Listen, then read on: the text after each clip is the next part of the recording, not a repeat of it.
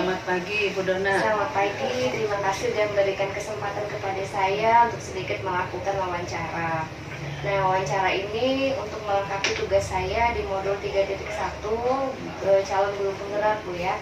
Tujuannya wawancara ini adalah untuk praktik pengambilan keputusan yang selama ini Bu jalankan, terutama untuk kasus yang dimana nilai kebajikan saling bersinggungan atau untuk kasus-kasus dilema etika yang sama-sama benar.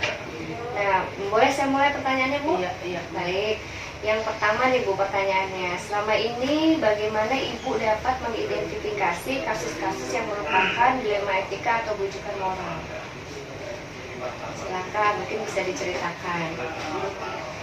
Memang kadang-kadang kasus yang terjadi di sekolah itu banyak juga yang di luar dugaan ya, terjadi itu secara tiba-tiba, tidak disengaja. Contohnya misalnya pada saat MPLS baru saja terjadi kan? Nah, pada saat guru meminta siswa itu untuk segera berbaris ke lapangan, tapi siswanya itu lambat, itu responnya lambat, sampai akhirnya guru atau panitia MPLS itu sampai teriak-teriak gitu. Nah, sudah teriak keras, masih juga tetap bergerombol mereka kan. Nah, akhirnya mungkin refleks ya, tidak sadar bersentuhan fisik akhirnya dengan siswa tersebut, karena dia dengan kata-kata tidak dengar, akhirnya kan harus bersentuhan fisik. Padahal kan di dalam aturan itu kan tidak boleh gitu ada sentuhan fisik itu. Nah, dengan tanpa sengaja itu refleks terjadi. Salah satu panitia itu bersentuhan fisik, dan setelah tersentuh fisiknya baru mereka akhirnya bubar dari tadi berkerumun itu. Iya, kemudian mereka berbaris. Nah, mengikutilah kegiatan itu sampai selesai. Tapi besoknya tiba-tiba orang tua ada yang datang, keberatan. Iya, salah satu siswa itu yang merasa fisiknya tersentuh oleh salah satu panitia itu kan, jadi datang gitu kan. Terus dia sampaikan keberatan anak saya katanya, padahal sudah ada aturan kan, tidak boleh kekerasan, bullying segala macam kan tidak boleh terjadi di sekolah. Emang di sekolah itu diperbolehkan, gitu kan? Tidak ada yang memperbolehkan, saya gitu kan. Nah, saya balik bertanya, kejadiannya seperti apa Pak yang Bapak tahu? Karena kita harus bijak juga kan, kita tidak bisa langsung menyalahkan siswa, tidak bisa juga kita langsung menyalahkan gurunya yang melakukan itu. Kita cari dulu ya kan, akar masalahnya apa, akar masalahnya apa. Nah, si ibu ini kan tidak tahu, taunya ibu sama bapaknya itu marah aja. Iya, itu yang ada tersentuh fisik tadi, Bu ya. Iya, nah gitu kan, taunya marah aja anaknya. Terus akhirnya saya tanya ke anaknya, kenapa kamu bisa sampai gitu? Nggak tahu, kamu tuh duduk aja di situ kan.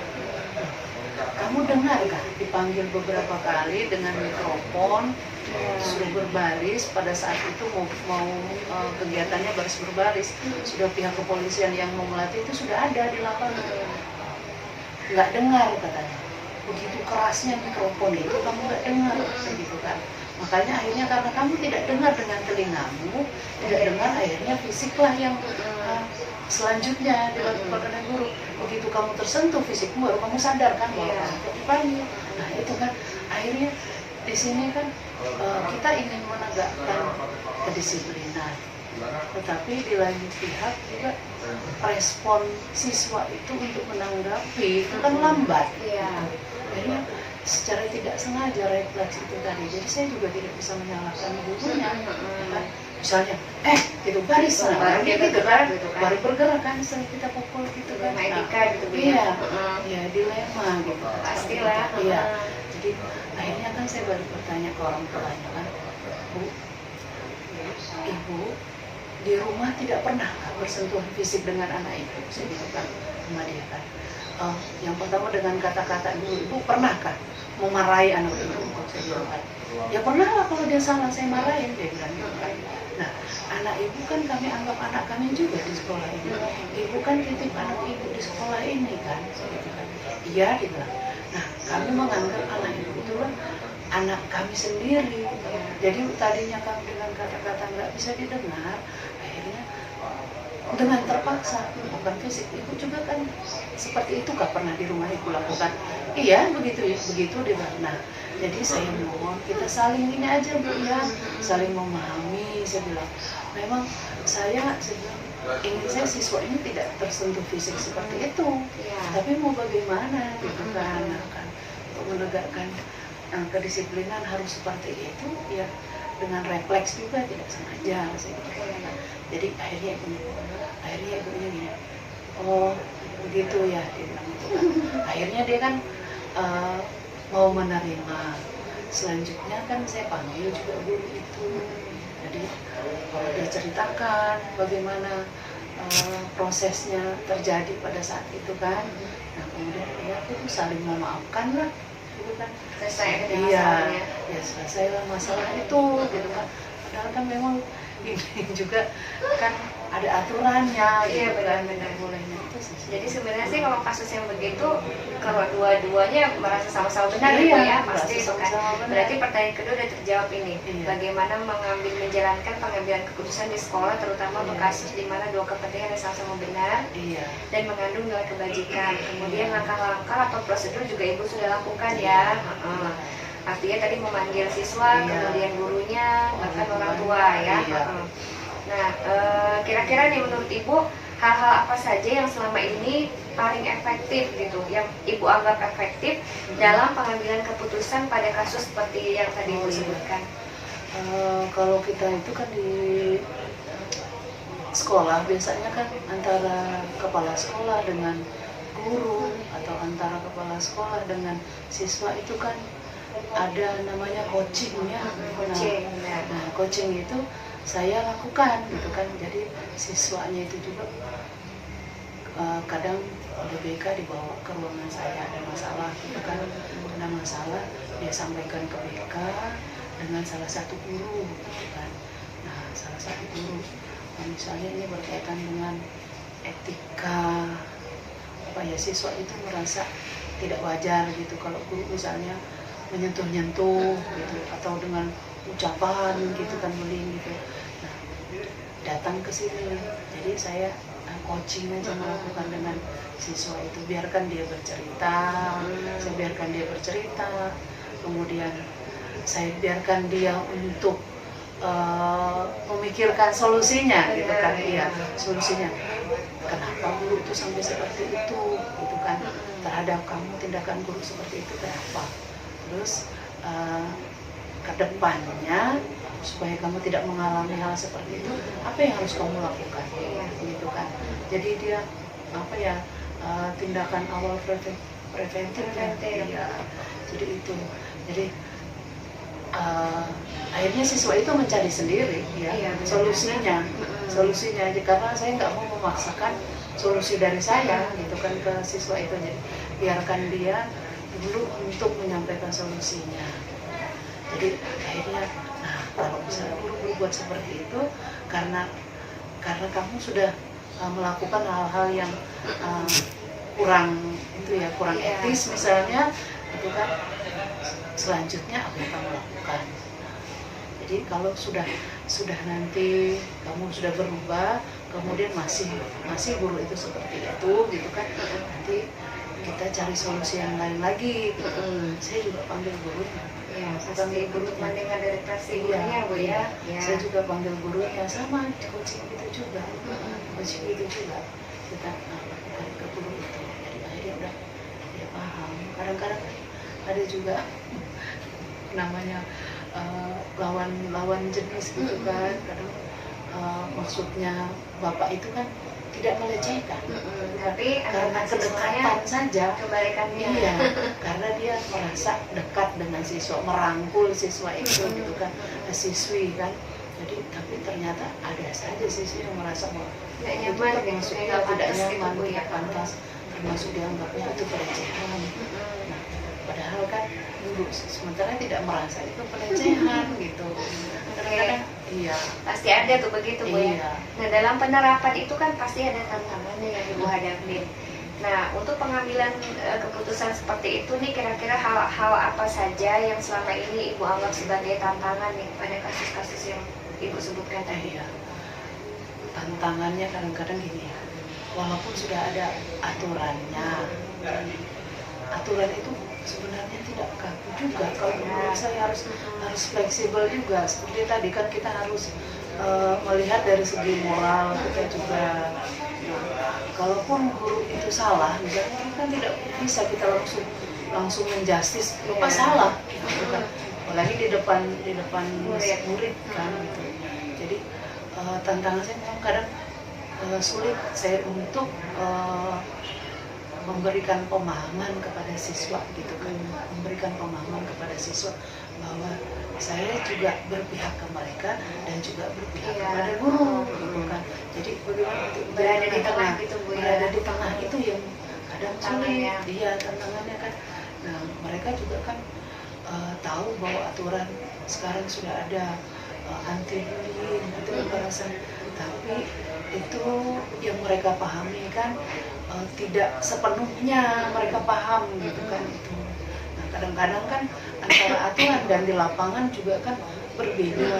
Jadi kita mengambil keputusan juga harus dilihat bagaimana yang sedang terjadi di lapangan. Iya benar-benar dua sisi Bu ya. Iya. Baiklah.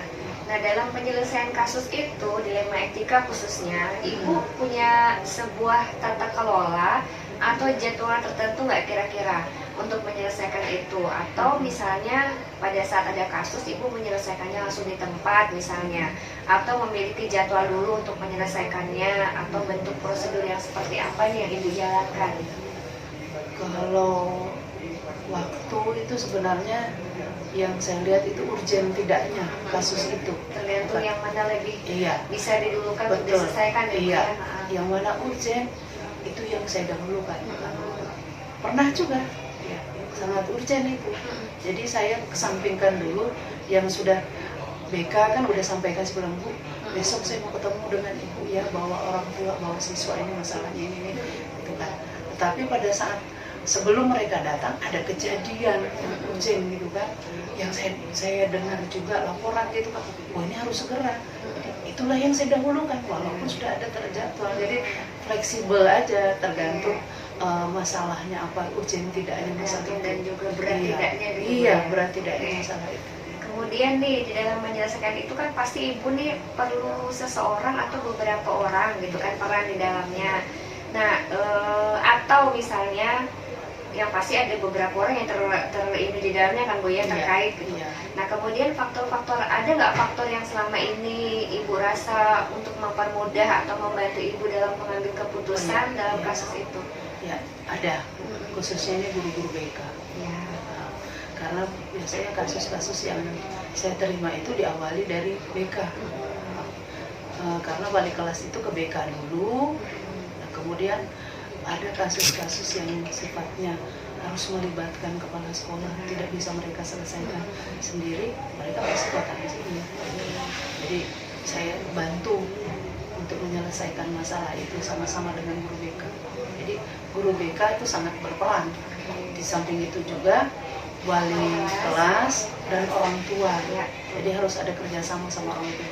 Oke, berarti semuanya berperan ya. Harus berperan. Oke, pertanyaan penutup nih Bu. Dari semua yang telah Ibu sampaikan, pembelajaran apa nih yang Ibu bisa petik dari pengalaman dalam mengambil keputusan dilema etika? Ya, pelajaran yang bisa saya petik itu bahwa dalam menghadapi masalah itu kita tidak boleh gegabah, tidak boleh gegabah untuk mengambil keputusan.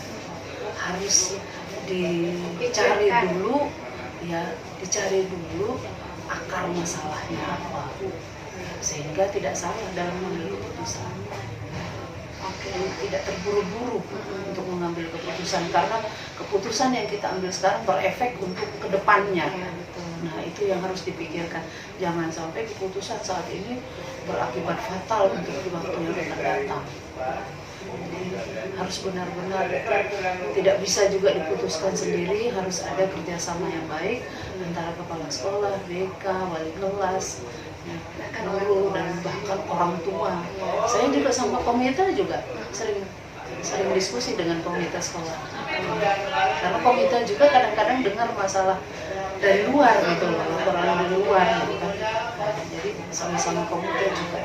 Berarti semua Bu ya, karena memang seperti Ibu bilang tadi, masalah harus betul-betul dicari akar masalahnya, kemudian seberapa berat masalah itu, kemudian bagaimana cara menyelesaikannya. Berarti semua warga sekolah terlibat di dalamnya. Ya, baik Ibu, terima kasih waktunya. Sama-sama. Mudah-mudahan tidak ada kasus yang berat-berat lagi yang terjadi. Sehingga ke depannya harapan kita nih ya, anak-anak ini semuanya baik-baik aja gitu kan. Tapi saya tadi setuju dengan teknik coaching yang Ibu sampaikan gitu. Jadi kalau di coaching itu kan sebenarnya kita sudah menemukan masalahnya sendiri, tapi mungkin kita belum sadar gitu kan ya. Baik Bu, terima kasih kesempatannya.